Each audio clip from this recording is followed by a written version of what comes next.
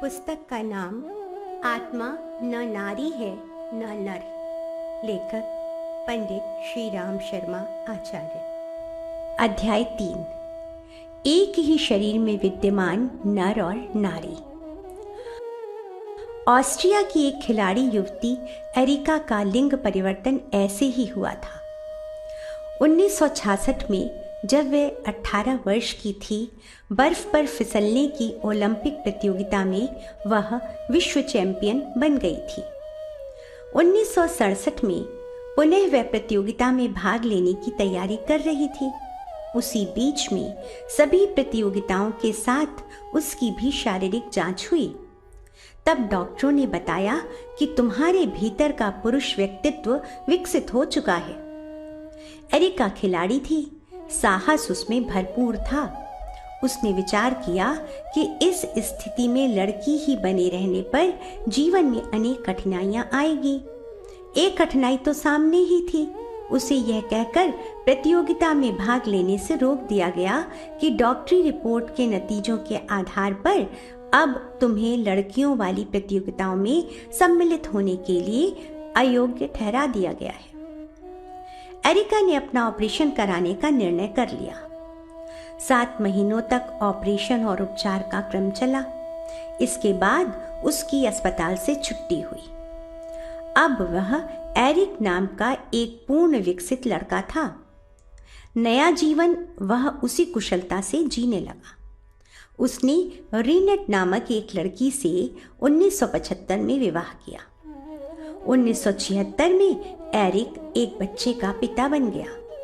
अपनी पत्नी और संतान के साथ वह ऑस्ट्रिया के सेंट अर्बेन शहर में सुखी गृहस्थ जीवन जी रहा है और एक होटल तथा बर्फ में फिसलने का प्रशिक्षण देने वाला एक स्कूल चला रहा है। अपने देश में सोलन शहर के निवासी जियालाल सुनार की तीसरी लड़की सुनीता के 4 वर्ष की उम्र में ऑपरेशन के उपरांत पुरुष बन जाने की घटना ताजी है।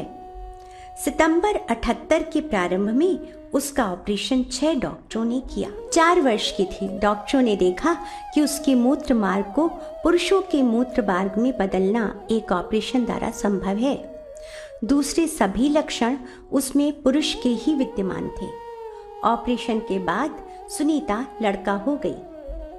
आत्मा न स्त्री है न पुरुष, यह इस घटना से स्पष्ट हो जाना चाहिए। जीव सत्ता जिस प्रकार की इच्छा आकांक्षा करती है, उसी के अनुरूप नया शरीर मिलता है। भारतीय दर्शन की यह मान्यता है। अचेतन मन में व्यक्ति जिसका विश्लेषण अपने आप भी नहीं कर सकता, यदि इस तरह की आकांक्षा प्रबलतम रूप में घुमड़ रही हो, तो यह परिवर्तन इसी जीवन में परिलक्षित हो जाता है। 1934 में प्रकाशित अपनी उपलब्धियों के प्रसंग में फ्रांसीसी सर्जन डॉक्टर एम्ब्रोज पारे और मांतेग्ने ने जार्मे गार्नायर नामक एक 15 वर्षीय लड़की के एकाएक पुरुष योनि में बदल जाने की घटना का उल्लेख किया है। जार्मे गार्नायर का जन्म विट्री-ले, फ्रांस में हुआ। वह प्रायः सुअर चराने का काम करती थी। 15 वर्ष की आयु में एक दिन वह जंगल में सुअर चरा रही थी। उसके सुअर किसी किसान के खेत में घुस गए। खेत के किनारे किनारे ऊंची खाई थी। जार्मे गार्नायर को पता चला तो वह भागी और रास्ते में पड़ रही खाई को लांघने के लिए जोर से कूदी। कूदने पर उसे पेड़ों में जोर का धक्का लगा, जिससे उसे यह जान पड़ा मानो उसकी आंतें फटकर बाहर निकल पड़ी हों। लड़की दर्द से चीख उठी। कुछ लोगों ने उसे उठाकर घर पहुंचाया। डॉक्टरों को बुलाया गया। उन्होंने परीक्षा की और बड़े आश्चर्य के साथ घोषित किया कि लड़की लड़का बन गई है। डॉक्टर ने निरीक्षण करके बताया कि उसके पेड़ों में पुरुष जननेंद्रिय का विकास काफी दिनों से हो रहा था। डॉक्टरों ने इस बात पर आश्चर्य किया कि मनुष्य शरीर की मूलभूत इकाई में दोनों प्रकार के गुणसूत्र किस प्रकार पाए जाते हैं। इस घटना से सारे नगर में तहलका मच गया और वहां एक विशेष गीत गाया जाने लगा, जिसका यह अर्थ होता था, जोर से मत उछलो नहीं तो लड़का बन जाओगी। इस घटना के बाद जारमे गार्नायर का एक पादरी द्वारा विधिवत नाम संस्कार कराया गया और तब वह जर्मे मेरिया हो गया। इंग्लैंड से छपने वाले साप्ताहिक पत्र पियर्सन में एक लेख छपा, जिसका शीर्षक कुमारी कॉपकोवा से श्री कॉबेक है। कुमारी जेंकन कॉपकोवा चेकोस्लोवाकिया की प्रसिद्ध महिला खिलाड़ी थीं। यौवन में प्रवेश करते समय नारियों के विशेष लक्षण उभरते हैं, पर इनके साथ उल्टा ही हुआ। प्रारंभ में स्तन थे, वे छोटे होने लगे। पेड़ों में उन्हें प्रायः दर्द हुआ करता। डॉक्टरों को दिखाने पर पता चला कि उसके शरीर में पुल्लिंग विद्यमान है। तब उसने अपना ऑपरेशन कराया। ऑपरेशन में कोई कष्ट नहीं हुआ और वह विधिवत स्त्री से पुरुष बन गई। ये घटनाएं यह बताती हैं कि मनुष्य के शरीर का विकास करने वाला पहला कोष सेल स्त्री पुरुष दोनों की संभावनाओं से परिपूर्ण था। लिंग वाले लक्षण बीज जीन्स में से पहले एक उभार में आया, पीछे दूसरे ने उभार कर लिया और उस मनुष्य ने इसी शरीर में यौन परिवर्तन कर लिया। अनेक बार शारीरिक दृष्टि से यौन परिवर्तन नहीं होता, शरीर पुरुष का ही रहता है, पर गुणसूत्र क्रोमोसोम्स स्त्री के गुणों वाले विकसित हो जाते हैं। ऐसी अवस्था में पुरुष शरीर में रहने वाली चेतना भी स्त्रियों जैसे काम करती रहती है। उसे उसी में अच्छा लगता है। कदाचित यह पद्धति बदलनी पड़े तो उसमें उसे दुख होता है। ऐसी अनेक घटनाएं मिस्ट्रीज ऑफ सेक्स नामक पुस्तक में श्री C.J.S. टॉमस द्वारा दी गई हैं। पेरिस के एक सरकारी पदाधिकारी में यह गुण असाधारण रूप में था। वह अपनी ड्यूटी के घंटों के अतिरिक्त जब घर में होता तो प्रायः हमेशा ही स्त्रियों के कपड़े पहनता, वैसे ही बातचीत करता।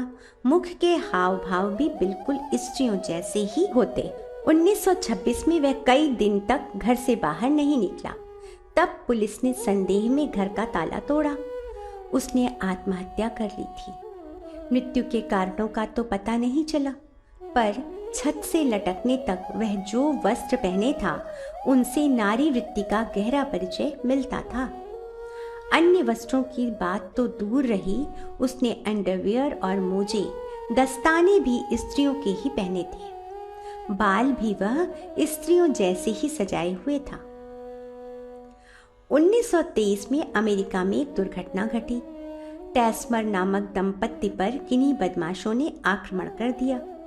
आक्रमणकारियों में एक स्त्री भी थी, जिसे श्रीमती टैस्मर ने पहचान लिया। प्रयत्न करने पर पुलिस ने एक शोफर और उसकी पत्नी को गिरफ्तार कर लिया।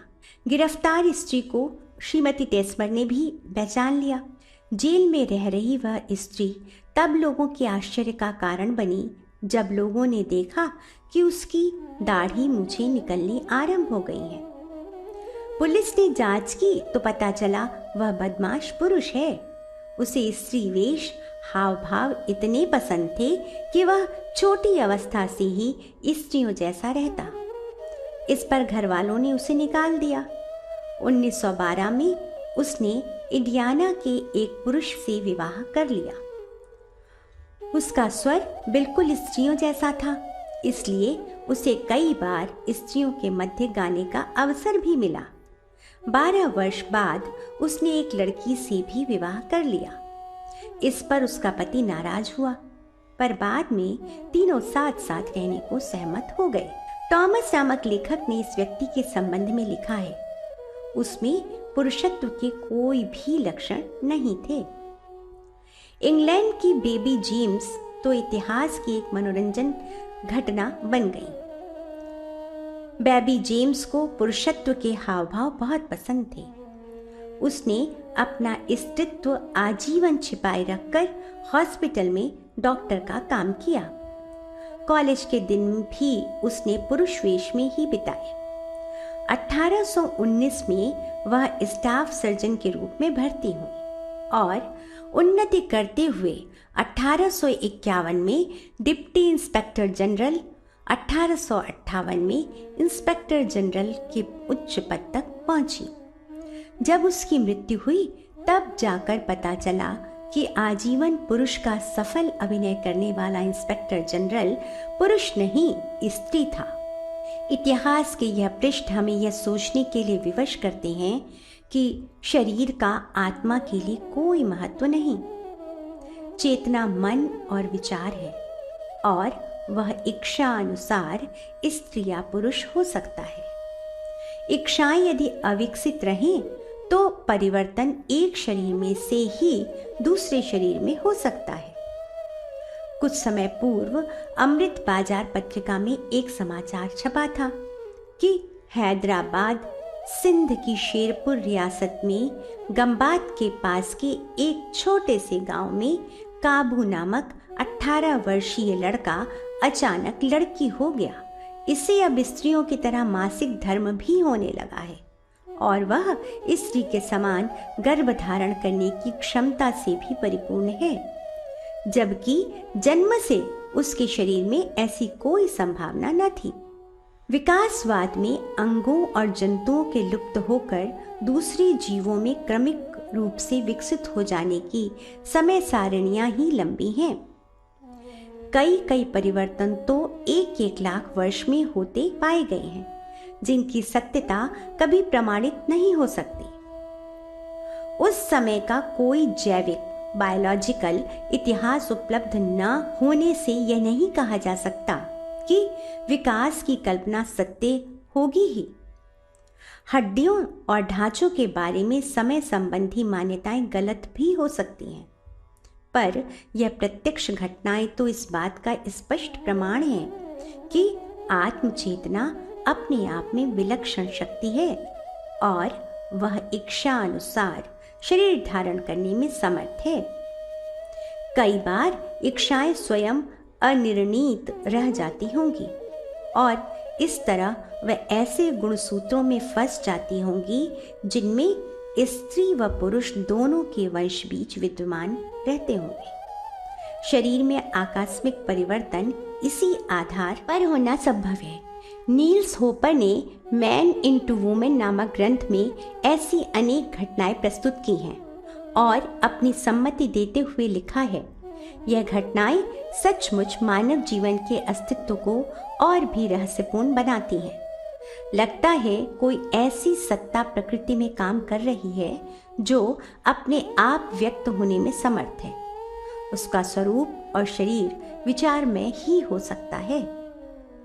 ऐसी घटनाएं भारतीय संस्कृति के इतिहास में भी कम नहीं है। महाभारत में शिखंडी के स्त्री से पुरुष में परिवर्तित होने का वर्णन आता है। पांचाल नरेश द्रुपद को रुद्र के आशीर्वाद से एक कन्या हुई। रुद्र की आज्ञानुसार राजा द्रुपद और उनकी रानी के अतिरिक्त यह भेद और किसी को भी प्रकट नहीं हुआ। शिखंडी का पालन पोषण राजकुमारों की तरह ही हुआ। युवावस्था में पदार्पण करते ही राजा द्रुपद ने शिखंडी का विवाह दशार्ण के सम्राट हिरण्यवर्मा की पुत्री से कर दिया, किंतु राजकुमारी को शिखंडी के संपर्क में आते ही पता चल गया कि वह स्त्री है। उसने यह बात अपने पिता तक पहुंचा दी। शिखंडी को इस बात का पता चला तो उसने दुखी होकर गृह परित्याग कर दिया। वह वन में जाकर तप करने लगा। तप करते हुए शिखंडी की व्यथा स्थूणा कर्ण नामक यक्ष को मालूम हुई। उसने शिखंडी की शल्य चिकित्सा की और उसे पुरुष बना दिया। सूर्य पुत्र वैवस्वत मनु के पुत्र का नाम सुद्युम्न था। सुद्युम्न एक बार जंगल की ओर गए। वहां शिव और पार्वती एकांतवास में थे। सुद्युम्न की उस समय स्त्रियों की तरह काम वासना भड़की। यो पौराणिक कथा यह है कि शिव ने शाप देकर उसे स्त्री बना दिया, पर ऐतिहासिक तथ्य यह है कि शिव ने औषधि द्वारा उसके प्रसुप्त नारीत्व के लक्षणों को जागृत कर दिया था। इससे वह लड़की बन गया और उसका नाम इला पड़ गया। महान सौंदर्यशाली राजकुमार पुरुरवा का जन्म इस यौन परिवर्तित इला के गर्भ से ही हुआ था। ये पौराणिक कथाएं पढ़कर लोग भारतीय धर्म और उसकी आख्यायिकाओं को कल्पना की विलक्षण उड़ान कहकर हंसते और टालते हैं, पर जब वही बात विज्ञान और वर्तमान प्रमाणों के द्वारा सत्य होती दिख पड़ती है, तब वेदों और पुराणों की वैज्ञानिकता को स्वीकार नहीं किया जाता। वही बातें भारतीय संस्कृति और अध्यात्म के लिए अंधविश्वास बन जाती हैं, जबकि विज्ञान के लिए सत्य और तथ्य बातें दरअसल दोनों एक ही हैं। इंग्लैंड में मिडिल ग्रेट स्ट्रीट यारमाउथ नगर की दो बहनों की घटना विलक्षण है। एक का नाम था मार्जोरी और दूसरे का डेजी फेरो। मार्जोरी तब 13 वर्ष की थी और एक आर्ट कॉलेज में पढ़ती थी। तभी उसे अपनी आवाज कुछ भारी और शरीर में विचित्र परिवर्तन से अनुभव हुए। विवश होकर उसे डॉक्टरों की शरण लेनी पड़ी। डॉक्टरों ने उनके शरीर में पुरुषत्व के लक्षण उभरते देखे। लंदन के एक अस्पताल में उसकी चिकित्सा हुई और वह लड़की से लड़का बन गई। अब उसका नाम मार्क रखा गया। मार्क और डेजी फेरो कुछ दिन भाई बहन की तरह रहे, पर इसी बीच मार्क वाली शिकायत उससे भी उठ खड़ी हुई और उसका भी डॉक्टरों को ऑपरेशन करना पड़ा। मार्क की तरह डेजी फेरो भी लड़का बन गई। उसका नाम डेविड रखा गया। दोनों बहनें 2 भाई हो गए और दोनों ने बाद में पुनः लड़कों के स्कूल में साथ साथ शिक्षा ग्रहण की। इस घटना के पीछे भी वही रहस्य है जो उन पौराणिक घटनाओं के पीछे थी। इन्हें कोई भी व्यक्ति अंधविश्वास नहीं कहता, क्योंकि यह आधुनिक है। यदि ये घटनाएं सत्य हैं, तो भारतीय अध्यात्म की आख्यायिकों को भी सत्य ही मानना पड़ेगा। पुराण काल विज्ञान के विकास का चरम काल था। उस समय इन घटनाओं द्वारा वही बातें प्रमाणित की गई थीं जो आज की जा रही हैं। अमैथुनी सृष्टि वस्तुतः आत्मचेतना का यथार्थ इतिहास है। उसमें गहन आध्यात्मिक रहस्यों का प्रवेश है, जिन्हें विज्ञान क्रमशः खोलता जा रहा है। यौन परिवर्तन, कृत्रिम गर्भाधान। समाचार पत्रों में छपी कुछ और घटनाएं इस प्रकार की हैं। कैलाश नगर अगरतला निवासी एक क्लर्क की 6 वर्षीय पुत्री सुमित्रा के शरीर में काफी दिन से ही विलक्षण शारीरिक परिवर्तन के चिन्ह प्रकट हो रहे थे। पिता ने अस्पताल में परीक्षण कराया। डॉक्टरों ने बताया कि बालिका का यौन परिवर्तन हो रहा है। बाद में लड़की पूर्ण लड़का बन गई। नील्स होपर ने अपनी पुस्तक मैन इनटू वुमेन में लिखा है कि ड्रेसडेन जर्मनी के शल्य चिकित्सक डॉक्टर वार्ने कुत्स ने जिस इनर वेलनर नामक डेनिश चित्रकार को पुरुष से स्त्री बना दिया, उसका वृत्तांत भी कम मनोरंजक नहीं। इनर वेलनर जब 20 वर्ष का था, तभी उसने अपने साथ पढ़ने वाली एक लड़की से गंधर्व विवाह कर लिया। चित्रकार के हाव भाव बहुत कुछ स्त्रियों जैसे थे। यह देखकर पत्नी प्रायः मुस्कुराया करती, पर तब तक उनके दाम्पत्य जीवन के सुख में किसी प्रकार का अंतर नहीं आया। एक दिन इनर को उनकी स्त्री ने हंसी हंसी में अपने कपड़े पहना दिए। इन कपड़ों में इनर बिल्कुल लड़कियों जैसा लगा। पिछले उसे स्त्रियों के वेश में देखकर उसके मित्रों ने उसका नाम भी स्त्रियों जैसा रख दिया। अब वह लिली नाम से पुकारा जाने लगा। यह नाम मानो उसके लिए ही चुना गया था।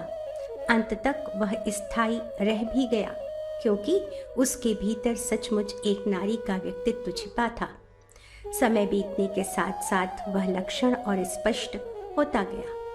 उसकी मानसिक प्रक्रियाएं तो तेजी से नारी के स्वभाव में बदलती गईं। उसे अपने ही यौन अंगों के प्रति विलक्षण आकर्षण होता।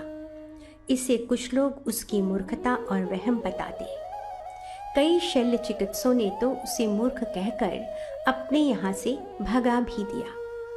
वर्तमान विज्ञानवेत्ताओं का ध्यान प्रकृति की इस विलक्षणता की ओर गया होता कि उसके प्रत्येक कण में पुरुष और नारी भाव छिपा पड़ा है, तो वे विकासवाद को यूं ही गले का हार न बनाते। वे यह भी सोचते कि जिस प्रकृति में विलक्षण सत्यों के लिए स्थान है, वह स्वतंत्र पुरुष या स्त्री का अमैथुनी निर्माण भी कर सकती है। फरवरी 1930 में इनर की अवस्था बहुत गंभीर हो गई। उसने आत्महत्या करने तक का निश्चय किया। सौभाग्य से इन्हीं दिनों ड्रेसडेन के डॉक्टर वार्निकुट्स पेरिस आए हुए थे, सो इनर के कई मित्रों ने उनसे परीक्षण कराने की सलाह दी। इनर ने ऐसा ही किया। वार्निकुट्स ने उसके शरीर की परीक्षा करके बताया कि उसके शरीर के भीतर स्त्री और पुरुष दोनों के ही लक्षण हैं, पर दोनों में से पूर्ण विकास के लिए किसी को भी अवसर नहीं मिल रहा है। इसलिए यह कष्टपूर्ण स्थिति है। स्त्री होने की संभावनाएं अधिक थी। वार्निकुट्स ने उसे बर्लिन जाकर प्रोफेसर एबहार्ट के पास शल्य चिकित्सा की सलाह दी। इनर बर्लिन चला गया। वहां उसका कठिन ऑपरेशन किया गया। ऑपरेशन के कुछ ही समय बाद उसकी आवाज़ विलक्षण ढंग से बदलने लगी। अब उसकी आवाज़ कोमल और सुरीली हो रही थी। ऑपरेशन से उसकी पुरुष योनि स्त्री योनि में बदल ही चुकी थी। कुछ ही महीनों में उसके स्तन भी उभर आए और इस तरह एक अच्छा हष्ट पुष्ट युवक कोमल भोली भाली स्त्री में बदल गया। प्रकृति की इस विलक्षणता पर वैज्ञानिक कुछ भी प्रकाश डालने में असमर्थ हैं, पर अब वे यह स्वीकार करते हैं कि प्रकृति में कोई विलक्षण मानसिक चेतना काम कर रही है और वह अपने आप ही ऐसी विलक्षण जीव और शरीर उत्पन्न करती रहती है। संभव है आरंभ में मनुष्य का आविर्भाव भी ऐसी ही अमैथुनी स्थिति में हुआ हो। इसी प्रसंग में अर्धनारीश्वर के रहस्यों पर अलग प्रकाश डाला जाएगा, जिसमें प्रकृति की सर्वशक्तिमत्ता का और भी विलक्षण प्रतिपादन होगा तथा उसमें ऐसे पुरुषों के उदाहरण भी पढ़ने को मिलेंगे जिन्हें स्त्रियों के समान ही मासिक धर्म भी होता था और जो दूध भी दे सकने की स्थिति में थे। मनुष्य अपने आप में पूर्ण है। इन घटनाओं के आधार पर यह कहा जा सकता है कि मनुष्य अपने आप में पूर्ण है और उसमें नर तथा नारी दोनों का अस्तित्व विद्यमान रहता है, जो समय पाकर कभी भी प्रकट हो सकता है। यह कहा जा सकता है कि नर नारी एक दूसरे के पूरक हैं। एक के बिना दूसरे का काम नहीं चलता। दोनों के बीच का आकर्षण उन्हें घनिष्ठता के सूत्र में बांधता है, इसलिए उन्हें एक दूसरे से पृथक न रहकर साथ साथ रहना चाहिए। यह प्रतिपादन एक सीमा तक ठीक है। माता पिता की सहायता के बिना पुत्र या पुत्री का काम नहीं चलता। बहन भाई के दुलार के बिना घर में उदासी रहती है। परिवार में चाची, ताई, बुआ, भाभी, बहन, बेटी आदि का अपना पक्ष है और बेटे, पोते, भाई, चाचा, ताऊ आदि आदि का अपना। दोनों पक्ष साथ साथ मिलजुल कर एक घर में रहते हैं तो उसमें नर नारी के समन्वय से उत्पन्न एक पूरक स्थिति बनती है और उस द्विपक्षीय स्नेह सहयोग से परिवार का वातावरण खिल पड़ता है। यह तथ्य ऐसा है जिससे इनकार करने की कोई आवश्यकता नहीं है। सहयोग हर क्षेत्र में सुखद होता है। नर नारी का सहयोग भी इस दृष्टि से उचित भी है, आवश्यक भी और श्रेयस्कर भी। पर इस प्रतिपादन में कोई सार नहीं कि यौनाचार के लिए नर नारी का सम्मिश्रण हुए बिना, विवाह बंधन में बंधे बिना कोई अपूर्णता रहती है। मनुष्य की क्या, सभी प्राणियों की रचना इस प्रकार की हुई है कि वह अपने आप में पूर्ण है। उनके भीतर रई और प्राण दोनों ही तत्व विद्यमान हैं और वे अपने भीतर ही नर नारी मिलन से जो शक्ति उत्पन्न होने की बात कही जाती है उसे अनायास ही पूरा करते रहते हैं। नारी पक्ष और नर पक्ष दोनों ही उसके भीतर विद्यमान हैं।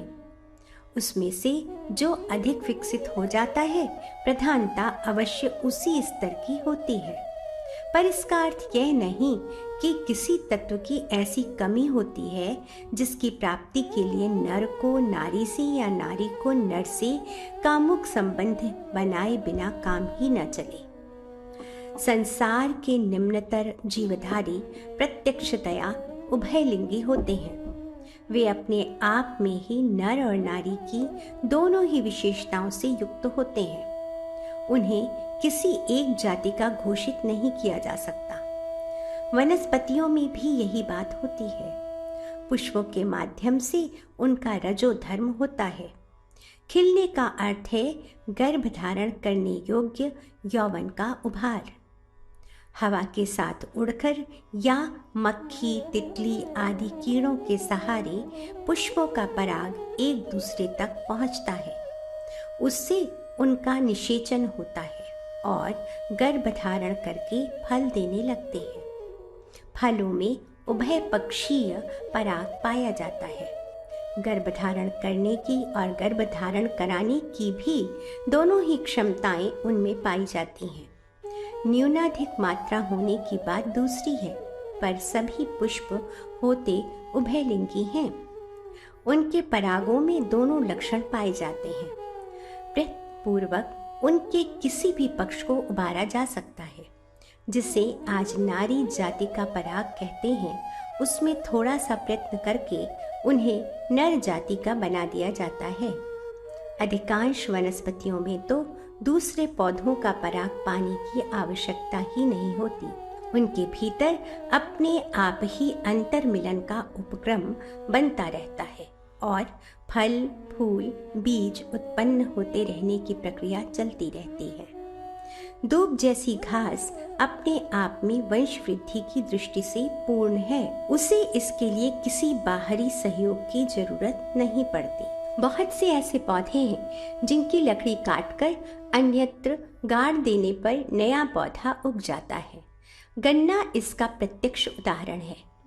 उसकी हर गांठ में नर नारी के उभय पक्षीय चिन्ह होते हैं और वे अपने पेड़ से अलग होने पर स्वतंत्र वंश वृद्धि करने लगते हैं। गुलाब आदि कितने ही पुष्प जाति के पेड़ पौधे इसी प्रकार के हैं।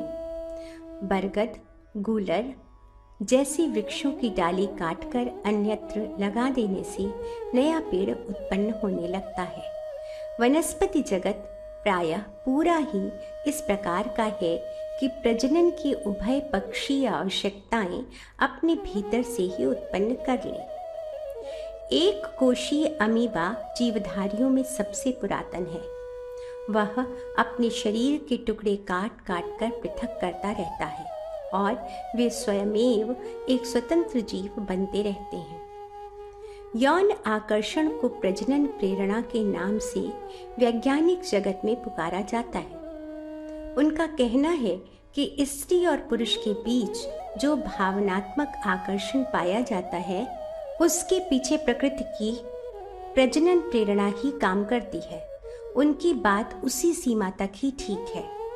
इन दो वर्गों में एक में वाम पक्षीय और दूसरे में दक्षिण पक्षीय विद्युत शक्ति काम करती है और वे परस्पर मिलकर वंश वृद्धि का सरंजाम जुटाते हैं। इससे आगे बढ़कर यह कहना गलत है कि एक के बिना दूसरा अपूर्ण है और दोनों जब तक कामुक उद्देश्य से मिलेंगे नहीं तब तक उनमें अभाव बना रहेगा एवं अतृप्ति अनुभव होगी। यह कहना इसलिए गलत है कि तृप्ति, उल्लास एवं अपूर्णता को पूर्णता में विकसित करने वाले आवश्यक तत्व हर प्राणी में मौजूद हैं। उनमें विकास की समस्त आवश्यकताएं पूरी की जा सकती है। मनुष्य भी इनका अपवाद नहीं है। छोटी जातियों की जीवधारियों में अधिकांश उभयलिंगी होते हैं। और वे अपनी प्रजनन आवश्यकता आत्मरति से ही पूर्ण कर लेते हैं। इनमें डिंब कीट भी होते हैं और शुक्र कीट भी।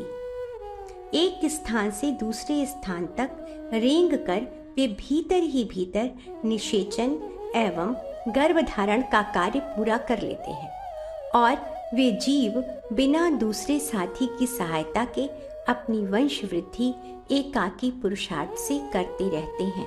कैलिफोर्निया विश्वविद्यालय के शोध विभाग ने छोटे जलचरों की ऐसी 300 से अधिक जातियां ढूंढ निकाली हैं जो प्रजनन के मामले में पूर्णतया आत्मनिर्भर हैं। जमीन पर रेंगने वाले और उड़ने वाले कीड़ों में भी हजारों ऐसे हैं जिनमें काम सेवन के योग्य अवयव नहीं होते।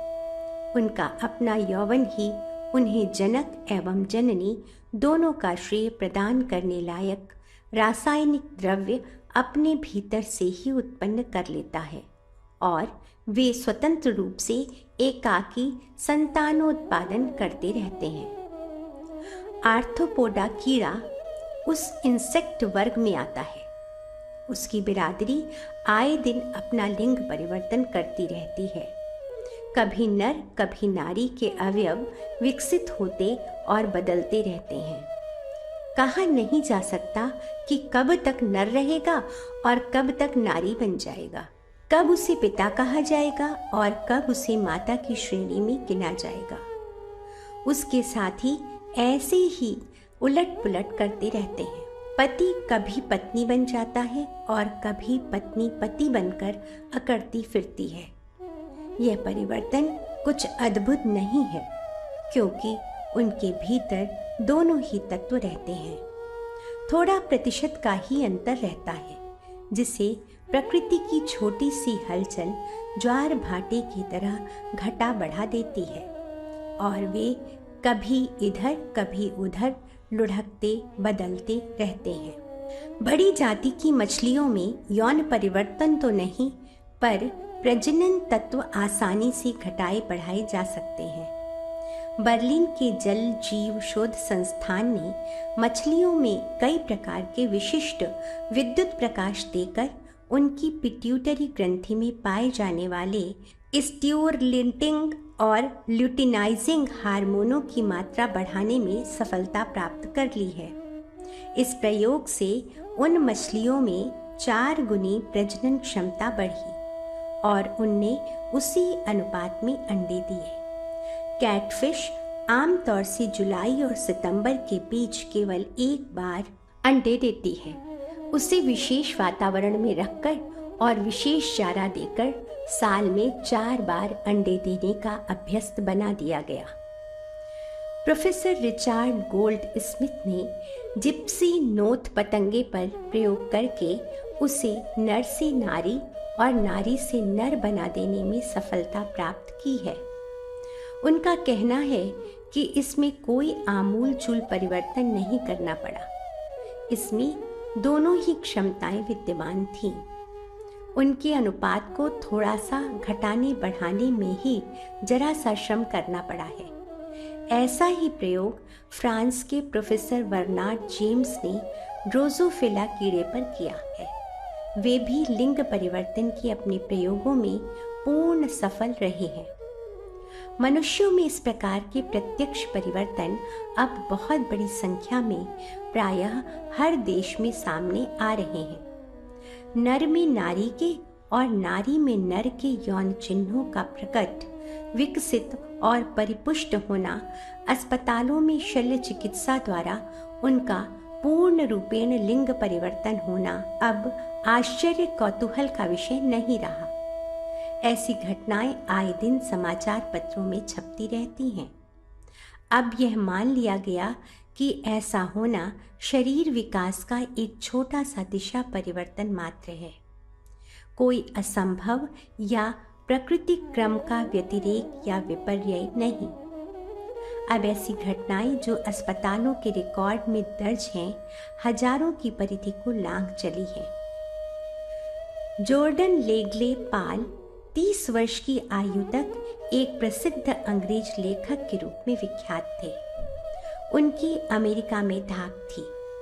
सम्मानित पत्र पत्रिकाओं में उनके लेख छपते थे और इसी आधार पर वे अच्छी आजीविका उपार्जित करते थे। रहस्य प्रकट होने से पूर्व कई वर्ष से वे अनुभव कर रहे थे कि उनका सेक्स बदल रहा है। वे नर से नारी के रूप में क्रमशः परिवर्तित हो रहे हैं। मूंछों पर पहले सामान्य लोगों की तरह बाल आते थे, पीछे वे उगने बंद हो गए। वक्ष स्थल पर स्तन उभरने लगे और जननेंद्रिय छोटी होते होते मात्र मूत्र विसर्जन का माध्यम भर रह गई। उन्हें लगने लगा कि भीतर ही भीतर एक नई जननेंद्रिय उभर रही है जो नारी जैसी है। कुछ समय ऐसे ही छिपाए रहने के पश्चात उन्होंने अपनी डॉक्टरी परीक्षा कराई तो विदित हुआ कि वे लगभग पूर्ण नारी की स्थिति में पहुंच चुके। इसके लिए एक छोटा ऑपरेशन करना मात्र शेष है। वह कराया गया और वे सचमुच ही नारी बन गए। अमेरिका के चार्ल्सटन नगर के लोगों ने कौतूहल पूर्वक इस समाचार को सुना और समाचार पत्रों में उनकी चर्चा हुई। बात इतने तक ही समाप्त नहीं हुई। उन्होंने अपना नाम बदला और एक नीग्रो युवक जॉन पाल सिमोन से अपना विवाह कर लिया। यह विवाह भी बहुत चर्चा का विषय रहा और उसका भरपूर विरोध हुआ, क्योंकि दक्षिणी अमेरिका अपेक्षाकृत रंग भेद की नीति में अधिक कट्टर है और वहाँ गोरी लड़की का काले लोगों के साथ विवाह करने को सामाजिक अपराध माना जाता है। इतने पर भी वह विवाह हुआ और उन्होंने सफल दाम्पत्य जीवन निभाया।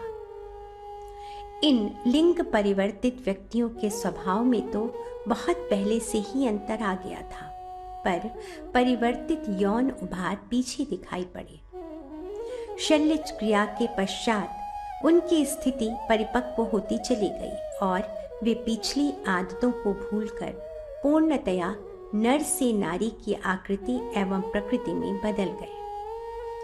उन्होंने अपने विवाह किए और सुखी गृहस्थ भोगा। पिछले दिनों एक कमी थी कि ऐसे परिवर्तित लिंग वाले विवाह जोड़े संतानोत्पादन नहीं कर पा रहे थे। अब यह बांध भी टूट गया। कुछ पूर्व चार्ल्सटन दक्षिणी कैलिफोर्निया में जॉन लेग्ले पाल साइमन्स नामक महिला नर यौन परिवर्तन कराकर नारी बनी थी। उसने विवाह किया, गर्भिणी बनी और संतान को जन्म दिया। इस प्रकार की संसार में यद्यपि यह पहली घटना है, तो भी यह सिद्ध तो हो ही गया कि परिवर्तन उस सीमा तक भी संभव है। यह परिवर्तन क्रम यो रिकॉर्ड में पिछली 50 वर्ष से ही आया है, पर इसका अर्थ यह नहीं कि भूतकाल में ऐसा होता नहीं रहा होगा। चूंकि यह विषय गोपनीय एवं लज्जास्पद माना जाता है, इसलिए जहाँ ऐसे परिवर्तन हुए होंगे वहाँ छिपा कर रखा जाता रहा होगा। जनखे तो अभी भी हर देश में पाए जाते हैं। भारत में तो उनकी एक बिरादरी ही बन गई है।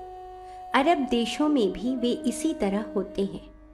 अन्य देशों में वे विन्यास तो नहीं बदलते, पर मन स्थिति एवं आदतें तो अक्सर विपरीत लिंग वालों की तरह होती हैं। नपुंसकों का वर्ग ऐसा ही है। स्त्रियों जैसे वस्त्र आभूषण एवं श्रृंगार किए नाचने गाने का पेशा करने वाले, उसी प्रकार के हाव भाव व्यक्त करने वाले जनखे कहीं भी पाए जा सकते हैं। इनमें से अधिकांश ऐसे होते हैं जो पुरुष वर्ग के थे, पर यौन व्यवधान ने उन्हें स्त्री बना दिया। मुगल काल में उनके बहुत बड़े हरम, जिनमें सैकड़ों बीबियां रहती थीं, यह जनखे उनकी पहरेदारी करते थे। नारियों में भी हर क्षेत्र में ऐसी अनेकों घटनाएं पाई जाती हैं, जिसमें उनकी अधिकांश चेष्टाएं पुरुषों जैसी होती हैं। उनमें से कितनी ही तो मर्दों जैसी पोशाक भी पहनती हैं और उसी ठसक से चलती बोलती हैं। इनमें से कितनों की दाढ़ी मूछ भी निकलती है। समलिंगी मैथुन एवं विपरीत रति का प्रकरण लज्जास्पद एवं अवांछनीय होने के कारण प्रायः पर्दे के पीछे ही छिपा रहता है। पर यदि पर्दे को उघाड़ा जाए तो प्रतीत होगा कि ऐसे नर नारी भी कम नहीं, जिनकी यौन तृप्ति अपने वर्तमान लिंग से भिन्न प्रकार की चेष्टाओं से होती है। उनके कामुक चिंतन की धुरी प्रायः भिन्न वर्ग के अनुरूप होती है। ऐसे व्यक्तियों के बारे में यह अनुमान लगाया जाता रहा है कि वे पिछले जन्म में दूसरे लिंग के रहे होंगे, अथवा जिस दशा में उनकी मनोभूमि चल रही है उसे देखते हुए वे अगले जन्म तक अपना लिंग बदल लेंगे। वैज्ञानिक विश्लेषण इस स्थिति का यह है कि हर मनुष्य में उभय लिंग के तत्व रहते हैं। सामान्यतया स्वाभाविक रूप में जो जिस संज्ञा का है उसमें उसी प्रकार की आकृति प्रकृति पाई जाती है, पर संभव यह भी है कि भिन्न स्थिति जो प्रायः सुप्त स्थिति में पड़ी होती है क्रमशः जागती और प्रबल होती चली जाए। दोनों तत्वों में से जो बढ़ेगा वह दूसरे को झीना करेगा। लिंग भेद की स्थिति में जो विपरीत कामुक विचारणाएं एवं चेष्टाएं पाई जाती हैं उनका यही कारण है। यह सब अनायास आंतरिक परिवर्तनों एवं उभारों के कारण भी होता है, किंतु यदि कोई चाहे तो संकल्प पूर्वक भी ऐसी विपरीत परिस्थिति में अपने आप को ढाल सकता है, क्योंकि मूलतः हर प्राणी में, हर मनुष्य में दोनों स्तर के तत्व मौजूद हैं। नारी तत्व को रई और नर तत्व को प्राण कहते हैं। एक पॉजिटिव है, दूसरा नेगेटिव। पर जिस प्रकार विद्युत यंत्रों से उनमें परिवर्तन किया जा सकता है, उसी प्रकार प्राणियों की शारीरिक व मानसिक स्थिति में भी हेरफेर संभव है।